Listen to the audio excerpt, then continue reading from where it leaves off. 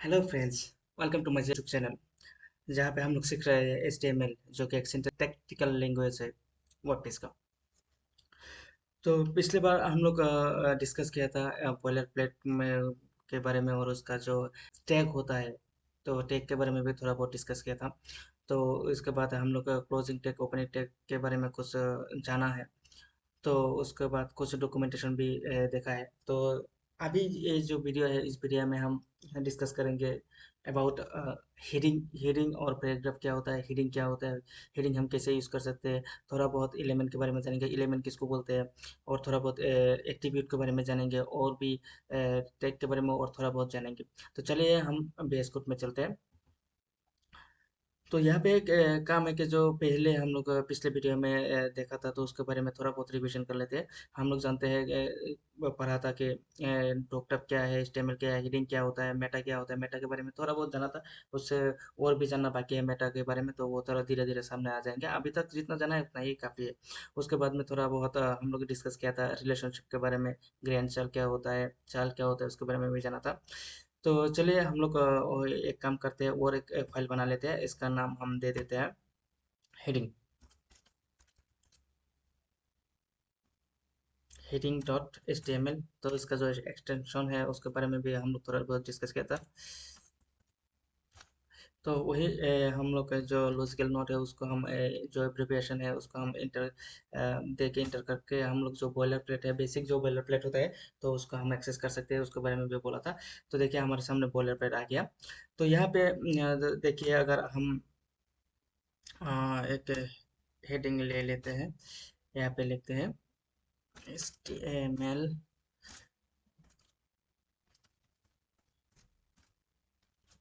with coding info। Coding कंफो। तो first of all हम लोग जान लेते हैं HTML का जो एलिमेंट है, एलिमेंट किसको बोलते हैं। तो आप जो ये दिख रहे हैं ना, से H1 जो टेक है, ओपनिंग टेक के क्लोजिंग टेक तक, इसको ही हम HTML के एलिमेंट बोलते हैं। तो एलिमेंट में टैग होता है, उसके बाद कंटेंट होता है, क्या कंटेंट है, टैग्स होता है, या उसके बाद इसको एट्रीब्यूट भी दे सकते हो आप। इसी को हम लोग एलिमेंट बोलते हैं। अगर हम ऑल्ट शिफ्ट और डाउन एरो दबा देंगे तो उसका एक कॉपी हो जाएगा। हाँ, ये भी एक शॉर्टकट होता है VS कोड का। आप ये सब थोड़ा बहुत जान लीजिएगा।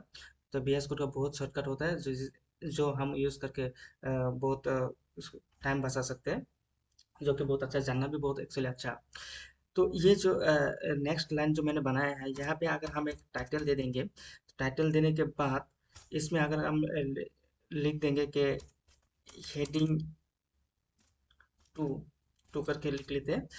तो देखिए ये जो है, अभी जो मैंने टाइटल लिखा है, ये टाइटल को ही एट्रीब्यूट बोलते हैं, जो कि हेड टैग के जो टैग होता है, ओपनिंग टैग और क्लोजिंग टैग, उसके अलावा जो एलिमेंट के अंदर जो लिखा होता है, एलिमेंट का जो लाइन होता है, जो लाइन के अंदर कोई लिखा होता है, तो उसको ही हम एट्रीब्यूट बोलते हैं। एट्रीब्यूट हम यूज़ करके बहुत सारा काम कर सकते हैं।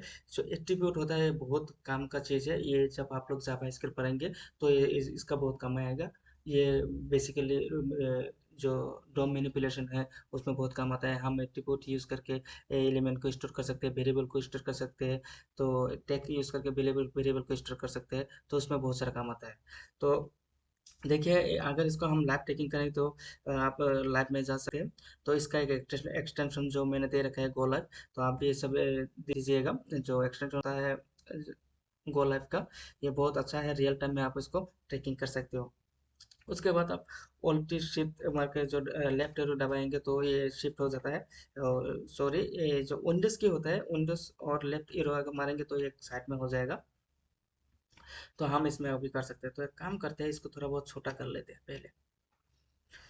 तो आप यहाँ पे देखिए, इसको हम टेक्स्ट को वर्क कर देते हैं ऑल्ट जेड से। तो वर्क कर दिया। मतलब वर्क करने से जो जितना आपका व्यू पोर्ट है, जो व्यू स्क्रीन है, उसका अगर कोई ज़्यादा होता है तो नेक्स्ट लाइन में अपने आप आ जाता है। तो अभी यहाँ पे डिस्कस करने वाला हूँ। देखिए, जो मैंने पहले एक H1 लिखा था, उसमें जो ट्यूटोरियल का HTML tutorial with coding compose लिखा था, वो और जो नीचे में टाइटल दे दिया है, इसमें कोई फर्क नहीं है। मतलब ये जो एट्रीब्यूट है, इसका कोई मतलब ज़्यादा कोई इम्पोर्टेंट है नहीं। तो अगर हम इसको काट भी देंगे, इसको अगर इसको उठा के आप भी सेव करेंगे तब भी कोई फर्क नहीं पड़ेगा। मतलब जो एट्रीब्यूट होता है, एट्रीब्यूट दो तरह के होता है, आप ये बोल सकते हो। एक एक जो है इसका बहुत इंपॉर्टेंट कम है, वैल्यू कम है, नहीं देने से भी चल जाता है, जैसे कि मैं आपने देखा है टाइटल।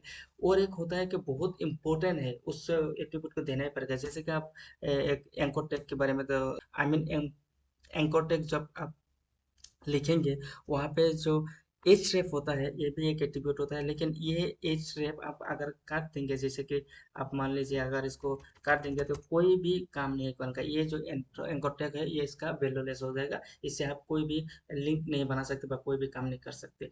तो एंकर टैग में जो एच रेफ होता है, वो देना बहुत जरूरी होता है। एच रेफ से आप कोई काम नहीं करेंगे। जैसे कि अगर आप मैं यहाँ पे लिखूँ, जैसे कि गूगल लिखो, मान लीजिए गूगल में मैंने लिखा है, तो गूगल तो आ जाएगा, लेकिन कोई काम में नहीं आएगा। ये देखिए गूगल आ गया, इसमें कोई भी क्लिक नहीं होगा, कुछ भी नहीं होगा। अगर हम यहाँ पे गूगल लिखेंगे, गूगल लिखेंगे और इसमें एक गूगल का जो https://www.gwl कम, अगर आप इसको सेव करेंगे, सेव करने के बाद देखिए दोनों का डिफरेंट है। अगर हम इसको क्लिक करेंगे तो सीधा डायरेक्ट हमको google.com में लेके जाए चला जाएंगे। शायद कुछ गड़बड़ हुआ है। ओह यस, इसमें W4 लग गया है। तो अब हम देखिए, अगर हम इसको क्लिक करेंगे तो ये सीधा डायरेक्टली हमको गूगल में लेके जाना चाहिए था, लेकिन सेव क्यों नहीं हुआ। देखते हैं क्या हुआ है इशू। हाँ, हो गया। तो इसका मतलब इसको रिफ्रेश करना था। तो अभी जो आप देखा है, जो दो तरह के टैग होता है, एक तो है जो इम्पोर्टेंट है उसको देना ही पड़ेगा, नहीं देने से काम नहीं चलेगा एट्रीब्यूट। और एक है आप एट्रीब्यूट नहीं देने से भी कोई फर्क नहीं पड़ेगा, ये चल जाता है, कोई फर्क नहीं पड़ेगा।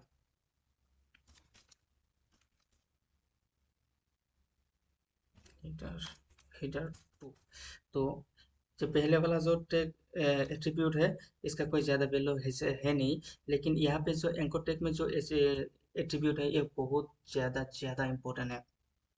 तो इस हीटर टैग में जो एट्रीब्यूट लगता है, उसके बारे में और थोड़ा बहुत जान सकते हैं आप। और जानने के लिए आपको एमडीएन में जाना पड़ेगा, नहीं तो W3 स्कूल में जाना पड़ेगा, जो कि मेरा दूसरा एक प्लेटफॉर्म है फेवरेट। तो मैं आपको रिकमेंड करूंगा एमडीएन में ही जाए और डॉक्यूमेंट्स थोड़ा बहुत पढ़ लीजिए। तो इसके लिए आपको क्या करना पड़ेगा,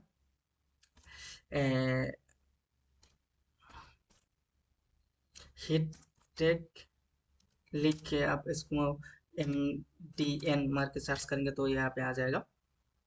तो यहाँ पे देखिए आ गया है हिट टेक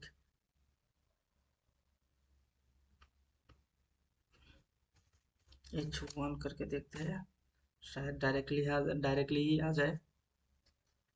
तो चलिए डायरेक्टली आ गया है इसको। आप यहाँ पे अगर जाएंगे तो यहाँ पे आपको जो हेडिंग होता है, हेडिंग कैसे कैसे होता है, एट्रीब्यूट क्या क्या यूज़ कर सकते हैं हम हेडिंग में, ये सारा का सारा इसमें आप पढ़ सकते हैं। जैसे कि आपने देखा है, अ, जो हेडिंग है HTML में, ये 6 तरह के एक्चुअली हेडिंग होता है। ये कुछ प्रॉब्लम हो गया, ट्राई अगेन। नेट का थोड़ा बहुत इशू है इसमें, कोई भी चीज़ नहीं आता है। तो आप यहाँ पे देख सकते हैं हेडिंग 1 2 3 4, 1 2 3 4 3 4 4, ये ऐसा करके लिखा है। मतलब इसमें एक्चुअली 6 तरह का हेडिंग होता है, 1 से लेके 6 तक ये हेडिंग होता है। तो हेडिंग में हम क्या क्या एट्रीब्यूट यूज कर सकते हैं, उसके बारे में आप यहाँ से आप जान सकते हैं। यहाँ पे एट्रीब्यूट जो लिखा है ना, उसमें जान सकते हैं। देखिए एट्रीब्यूट में क्या लिखा है, this element only include the global attribute. मतलब जो हेडिंग होता है उसमें ग्लोबल एट्रीब्यूट हम यूज कर सकते हैं। ग्लोबल एट्रीब्यूट में क्या क्या होता है देखिए, एक तो यहाँ पे होता है जो ये सब होता है, list of global attribute. Access key, anchor, auto capitalise, auto focus, class. इसके बाद में एक आईडी भी है, आईडी भी दे सकते हैं, डीआर भी दे सकते हैं। तो ये सब आप यूज़ कर सकते हैं, इसके बारे में थोड़ा बहुत पढ़ लीजिएगा। डॉक्यूमेंटेशन पढ़ना बहुत अच्छा है, कम समय में। एक तो है प्रैक्टिस करना कि किसी को बहुत इंपॉर्टेंट है। उसके अलावा आपको डॉक्यूमेंट पढ़ना भी ज़रूरी है।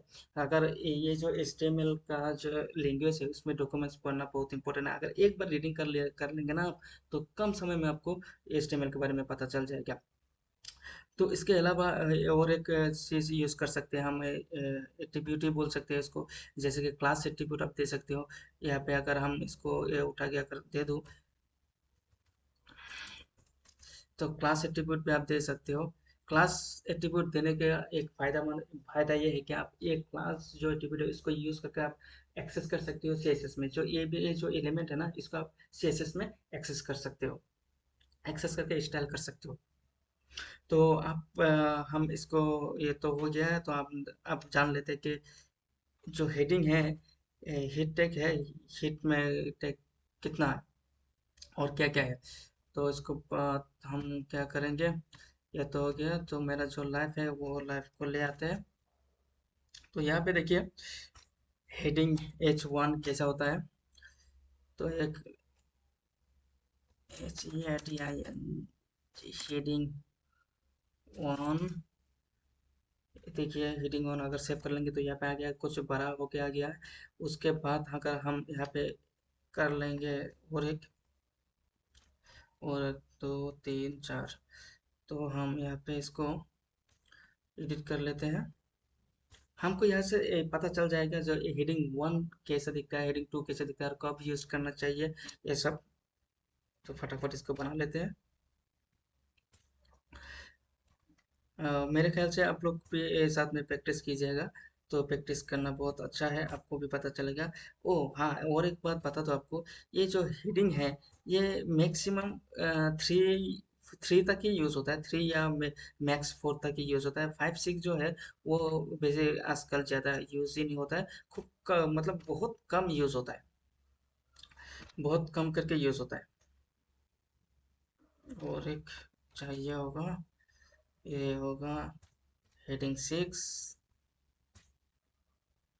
ये हो गया टू, और ये हो गया heading three, three, heading four, heading five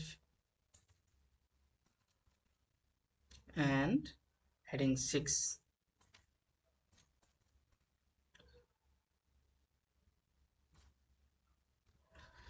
क्या हो गया, हाँ आ गया। तो आप देख सकते हो। एक काम करते हैं, यहाँ पे एक HR जो सेल्फ क्लोजिंग टैग है उसको ले लेते हैं। HR जो कि एक सेल्फ क्लोजिंग टैग है, इससे क्या होता है, एक लाइन हो जाता है, हॉरिजॉन्टल लाइन हो जाता है। जैसे कि आप देख सकते हैं ऊपर में एक हॉरिजॉन्टल लाइन हो गया है। तो ये यूज़ करके हम कोई भी अगर पैराग्राफ बनाते हैं, उसका अगर हेडिंग होता है, उसका हेडिंग के नीचे अगर कोई भी आपका लाइन खींचना होता है, तो हम HR जो सेल्फ क्लोजिंग टैग है उसको यूज़ करके हम इसको हॉरिजॉन्टल लाइन दे सकते हैं। तो कुछ दिक्कत हो रहा था, इसलिए मैंने यहाँ पे एक हॉरिजॉन्टल लाइन दे दिया।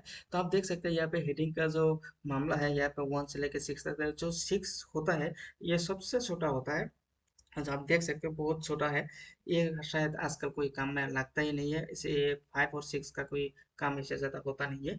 तो यही है हेडिंग का 6 तरह का प्रोग्राम। इसके बाद में आता है आपका पैराग्राफ, जो P एब्रिविएशन मार के अगर इंटर कर देंगे तो P टेक ओपनिंग और क्लोजिंग टेक आ जाता है। तो ये हेडिंग का जैसा एक ओपनिंग और क्लोजिंग टेक होता है, पी का भी एक, पेज का भी एक ओपनिंग है, पैराग्राफ के सॉरी पैराग्राफ के भी एक ओपनिंग और क्लोजिंग टेक होता है। और एक बात बताओ, जो एट्रीब्यूट होता है ना, H1 का हेडिंग का जो एट्रीब्यूट होता है, ऐसा करके आप पैराग्राफ का भी बहुत सारा एट्रीब्यूट होता है। तो कुछ एट्रीब्यूट हम लोग काम में लाते हैं और कुछ एट्रीब्यूट जो कि बहुत पुराना है, आजकल जो वो नहीं चलता है। जैसे कि अगर आप देख सकते हो यहाँ पे शायद कहीं पे लिखा ही होगा, आपको दिखाता हूँ। जो एक सिंबल आता है, सिंबल से हम लोग पता लगा सकते हैं कि ये कौन सा टेक आजकल नहीं चलता है। यहाँ पे ये जो एंकर टैग का जो सिस्टम देख रहे हो, जो हेडिंग में यूज होता है एंकर टैग, यहाँ पे एक ट्रायंगल दिया हुआ है। इसका मतलब ये है कि ऐसे ऐसे अगर पढ़ लेंगे तो पढ़ के भी आप समझ सकते हैं। Associate positioned element with an anchor element. The attribute value is the id value of the element you want to anchor tag the positions element to. The element can be positioned using css और anchor positions. तो क्या होता है कि इसका मतलब ये है कि ये सब जो एट्रीब्यूट होता है इसका यूज केस आजकल बहुत ज़्यादा कम है। तो आपको रिकमेंड करूँगा आप ये सब यूज मत ही करिएगा, क्योंकि बहुत सारा ब्राउज़र है ये सब सपोर्ट नहीं करता है। तो ऐसे ऐसे करके आप जो पैराग्राफ है, पैराग्राफ में भी बहुत सारा टैग होता है जो कि आजकल काम में नहीं आता है। तो एक काम करते हैं, एक थोड़ा तो छोटा पैराग्राफ बना ही लेते हैं। एक शॉर्टकट दे लेता हूँ।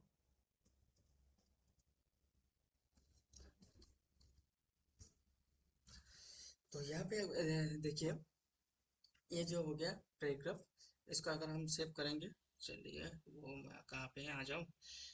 तो अगर इसको हम सेव करेंगे तो नीचे में आ जाएगा। चलिए नीचे में आ गया है। तो एक काम करते हैं, फिलहाल हेडिंग का जो जितना मामला है ये यही पे खत्म होता है। तो हेडिंग को हम फिलहाल डिलीट करना ही अच्छा होगा, जो कि अच्छी तरह से दिखाए।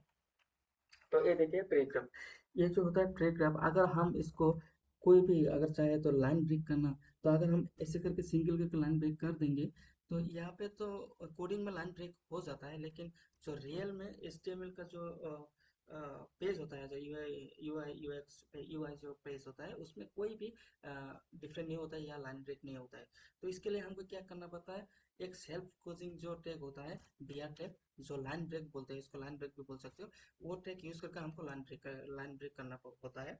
जैसे कि आप देख रहे हो कि जब भी मैंने बीआर टैग यूज किया उसके बाद में लाइन ब्रेक हो गया।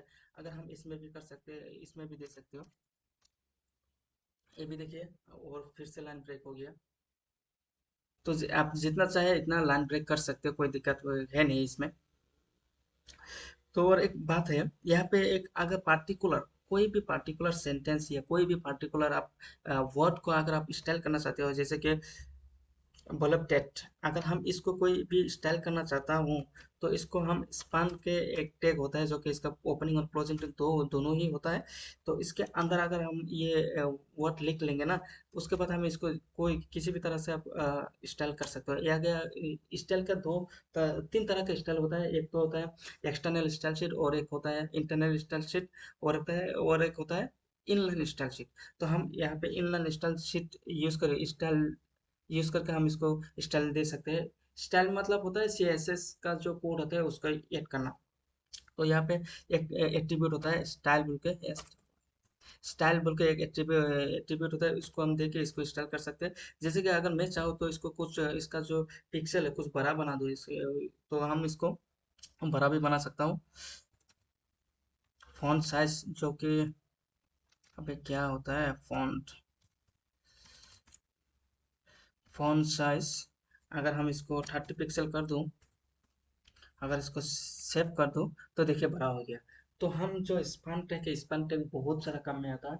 आप इसको इंस्टॉल कर सकते हो, या आप इसको जावा स्क्रिप्ट के जरिए इसको कोई भी एलिमेंट को आप एक्सेस ले सकते हो, या सीएसएस में आप इसको यूज कर सकते हो।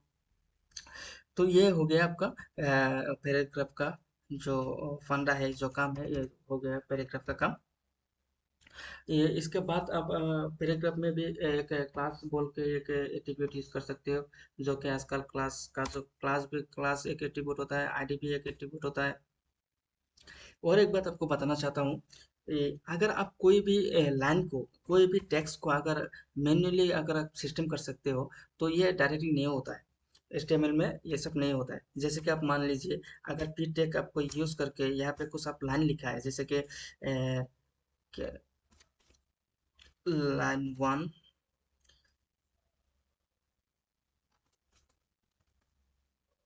हेडिंग लाइन 1 थोड़ा बड़ा करके लिखता है तो बहुत दिखने में अच्छा होता है। कॉपी कर लेते हैं, शायद कुछ टाइम बच जाएगा इससे। तो अगर हम इसको यहाँ पे एक स्पेस दे देते हैं, एक लाइन ब्रेक दे देते हैं और इसको सेव करते हैं, तो देखिए यहाँ पे आप देखा है, इसको लाइन 2 कर देते हैं, 3, 4 ओके ओके। तो अब देखिए इसमें क्या होता है, जो लाइन 1 और 2 है उसके बाद में एक ब्रेक है, एक स्पेस दे, खाली स्पेस दे के रखा हुआ है, ब्लैंक स्पेस दे के रखा हुआ है। उसके बाद 3 और 4 लिखा है। तो लेकिन जो व्यू पोर्ट है, जो भी ये यूआई है, इसमें कोई भी चेंज नहीं हुआ है। इसका मतलब ये है कि अगर कोई भी लाइन आप लिखो पेज में, अगर आप जितना भी ब्रेक करके लिखो वो वैसा नहीं होता है। वो उसका जो एचटीएमएल का जो एक सिंगल लाइन है उसमें ही दिखाता है। तो आप इसका दो तरह का सोल्यूशन है। एक तो मैं आपको रिकमेंड नहीं करूंगा, आप इसे भी कर सकते हो कि बी आर टेक करके आप इसको अगर सेव करेंगे तो इसका लाइन तो सेकंड लाइन में आ जाएगा। लेकिन ये मेरे ख्याल से वो अच्छा बात नहीं है और गुड कोडर नहीं है। तो इसको हम छोड़ के और एक ऑप्टिमाइज तरीके से हम इसको कर सकते हैं। जैसे कि ये और एक टेक होता है, इस टेक का नाम है प्रेटेक। प्रेटेक यूज करके आप इसको कर सकते हो। अगर इसमें आर ई लगा दोगे तो ये होता है प्रेटेक। प्रेटेक को आप अगर आप सेव करोगे तो आप जैसे जिस स्टाइल से आपने लाइन लिखा है उसी स्टाइल को आपको ये यूआई में दिखेगा। ये आप देख रहे हो जैसे कि एक मैंने स्पेस दिया है, ये स्पेस भी शो कर रहा है, लाइन 2 के बाद जो स्पेस है शो कर रहा है। अगर हम इसको कुछ ऐसा करके इंडेंटेशन कर दूं, अगर सेव करो तो भी जैसे मैं इंट्रोडक्शन दिया वैसे ही आपको सेव हो गया है और वैसे ही दिखा रहा है। तो ये एक बहुत कमाल का चीज़ है। आप इसके बारे में और थोड़ा बहुत जान लेना एमडेन में जो मैं दिखा रहा हूँ आपको। ये आपको लिखना है इसमें।